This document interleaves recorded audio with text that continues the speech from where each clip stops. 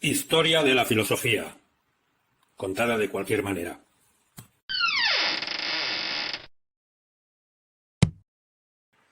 Capítulo 1. El verdadero origen de la filosofía.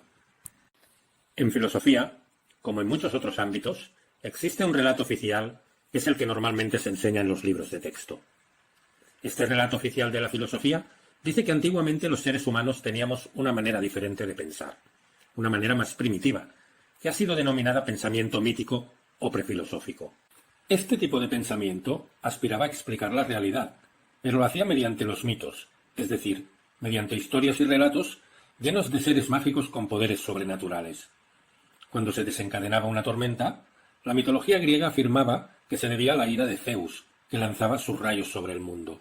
El relato oficial de la filosofía dice que esto cambió hace unos 2600 años, en una colonia griega llamada Mileto. Allí, según cuentan los libros de texto, se produjo un cambio radical, cuando una serie de pensadores decidieron abandonar los mitos y explicar la realidad usando solamente la razón. Esto se conoce como el paso del mito al logos, y es considerado el origen de la filosofía. Los estudiosos llegan incluso a identificar quién fue la primera persona concreta que dio este salto del pensamiento mítico al pensamiento racional. And the Oscar goes to... Tales de Mileto. Le siguieron Anaxímenes, Anaximandro, Heráclito, Parménides, Demócrito y toda una legión de filósofos que hoy en día conocemos con el nombre de presocráticos. El error radica en pensar que este relato oficial de la filosofía es correcto, cuando en realidad es una trola como una catedral. Nunca existió un pensamiento prefilosófico que después fue sustituido por el pensamiento racional. Los seres humanos no somos racionales desde hace 2600 años, sino desde los albores de la humanidad. Por otra parte, la filosofía nunca llegó a desprenderse de los mitos. Parménides explica que fue una diosa quien le mostró el camino de la verdad. Sócrates afirma que en su interior vive un daimón o demonio que le guía y le dice cómo debe actuar.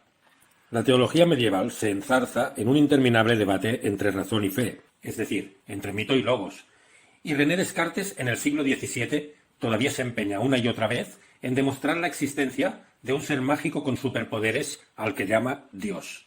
En este supuesto paso del mito al logos, el mito nunca se fue, y el logos siempre estuvo aquí.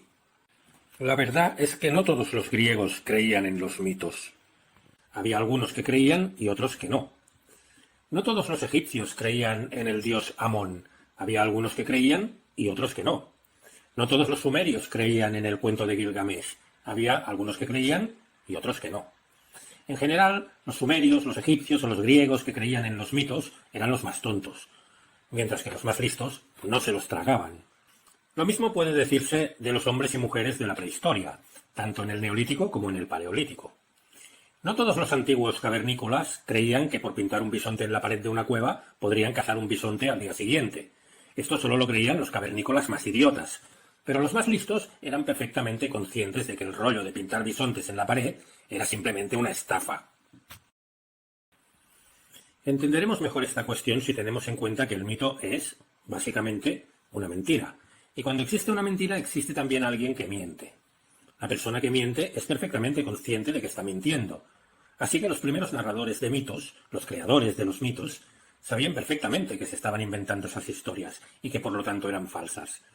Y cuando alguien explica una mentira, ocurre que hay quien la cree y quien no la cree. De aquí se sigue necesariamente que donde existen los mitos existe gente que no cree en los mitos. Obvio. Dicho de otro modo, siempre han existido los ateos.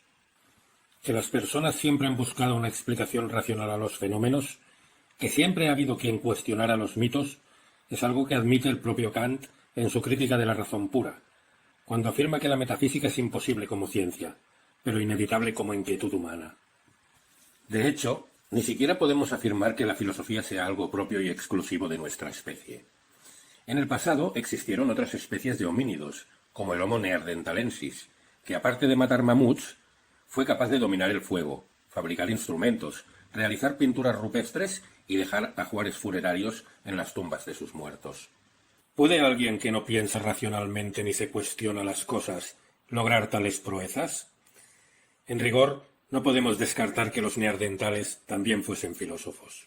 Los griegos, por tanto, no inventaron la filosofía, aunque la bautizaron con el bonito nombre que todavía lleva hoy en día. Y no solo eso, también empezaron a escribir textos filosóficos gracias a los cuales sus ideas se perpetuaron en el tiempo, permitiendo la acumulación del saber e inaugurando un debate que habría de prolongarse durante milenios. Otros imperios antiguos, como los de Mesopotamia, Persia o Egipto, conocieron la escritura, pero la usaron de manera mucho más restringida, limitándola a los ámbitos legales, religiosos o administrativos. Los griegos, sin embargo, escribieron tragedias y comedias, y también tratados de medicina, botánica, historia o filosofía. Cabe atribuirles, por ello, el mérito de haber sido los primeros en dejar constancia escrita de sus pensamientos filosóficos. Aunque, si nos ponemos tiquismiquis, eso tampoco es muy exacto. Antes de que Sócrates caminara por las calles de Atenas, Buda ya había caminado por las calles de Kapilavastu, y en el budismo, más allá de su mensaje religioso, hallamos reflexiones sobre la naturaleza humana que la filosofía occidental tardó muchos siglos en alcanzar. Por poner un ejemplo, una de las principales aportaciones del filósofo escocés David Hume fue su crítica del concepto de yo. La concepción que Hume tiene del yo es tan parecida a la del budismo que algunos de sus biógrafos han especulado con la posibilidad de que tuviera algún contacto con el pensamiento budista durante su estancia en Francia. Otro pensador fuertemente influido por el budismo y por los Vedas fue Arthur Schopenhauer en pleno siglo XIX. ¿En serio puede alguien afirmar que no hay filosofía en los antiguos textos del budismo o del hinduismo? Eso por no hablar de China, donde en el siglo VI a.C., Confucio enseñaba a sus discípulos cosas como las siguientes.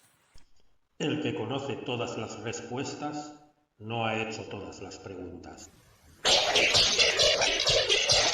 El verdadero conocimiento es conocer la extensión de la propia ignorancia.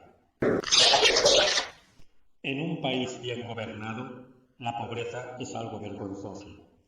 En un país mal gobernado, la riqueza es algo vergonzoso. En las Analectas de Confucio hallamos reflexiones de carácter ético, pero también político e incluso epistemológico, que no apelan a ninguna fuerza mítica o sobrenatural, y que implican un análisis racional de la condición humana. No, los griegos no inventaron la filosofía, ni tampoco fueron los primeros en dejar constancia escrita de sus pensamientos filosóficos. Pero eso no le resta ni un ápice de importancia al asombroso legado que nos dejaron. Como ya hemos dicho, los griegos iniciaron un debate, un diálogo filosófico que supieron alimentar y mantener, y que ha llegado con toda su fuerza a nuestros días. En este debate ha intervenido gente de todo tipo, mendigos y emperadores, poetas y matemáticos, padres de la Iglesia y condenados por herejía, comunistas y nazis, hombres y mujeres de toda edad y condición. El desarrollo de este largo y fascinante debate, que todavía sigue abierto, es lo que trataremos de explicar en los siguientes capítulos de nuestra Historia de la filosofía, contada de cualquier manera.